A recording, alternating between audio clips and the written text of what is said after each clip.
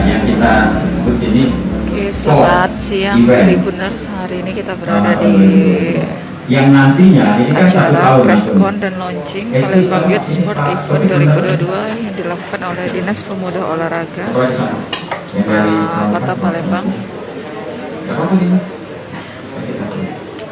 Nah, ini sedang dilakukan launching dari Dinas Pemuda Olahraga Palembang. Nanti akan ada 50 event yang terselenggara selama tahun 2022 ini.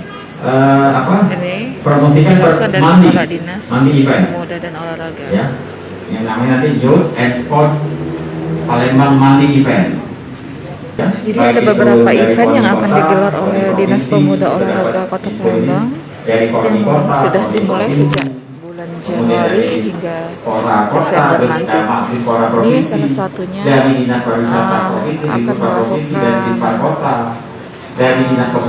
Liga Badminton Piala PBSI di gedung PBSI Sepako yang akan berlangsung pada bulan Maret nanti, dan dalam waktu dekat ini akan dilaksanakan Sumsel Family Festival 2022 yang akan digelar pada tanggal 22 Februari mendatang.